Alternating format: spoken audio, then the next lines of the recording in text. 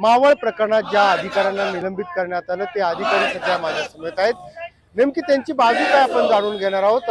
तर सर, खरं तर नेमकी तुमची बाजू काय आहे? अशा पद्धतीनं अधिवेशनामध्ये तुम्हाला निलंबित करण्यात आलं, नेमका हा सगळा घटनाक्रम काय आहे, विषय काय आहे आणि तुम्हाला निलंबित काय केलं? खरं तर महसूल विभाग हा संपूर्ण राज्याला वेगवेगळ्या प्रकरणांमध्ये न्याय देण्याचं काम करत असतो आणि हे न्याय देताना आम्ही समोर असणाऱ्या सर्व पक्षकारांची बाजू ऐकून घेऊन आम्ही योग्य त्या पद्धतीने कायद्याच्या कसोटीवर असा न्याय करत असतो.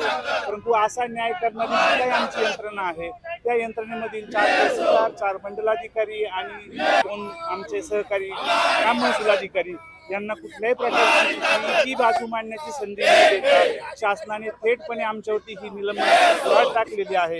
याच्यामुळे आमचं मानसिक कौटुंबिक स्वास्थ्य खूप मोठ्या प्रमाणात खालावलेलं आहे.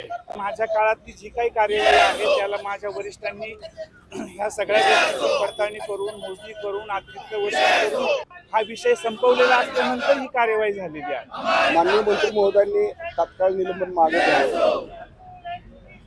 जे खरोखर दोषी असतील तर दोषींना सजा दिली पाहिजे. जे तुम्हाला निर्णय घ्यायचा तो तुम्ही घ्या, पण चौकशी करून घ्या. अशी कार्यक्रमांची निलंबन नको, एवढेच आमची अपेक्षा आहे. निलंबन तात्काळ मागे घ्यावं अशी मागणी जी आहे ती संघटनेच्या वतीनं आणि जे पीडित आहेत त्यामध्ये निलंबित झालेले आहेत त्या अधिकाऱ्यांनी सुद्धा व्यक्त केलेली आहे. लोकशाहीसाठी मी चंद्रशेखर भांगे, पुणे.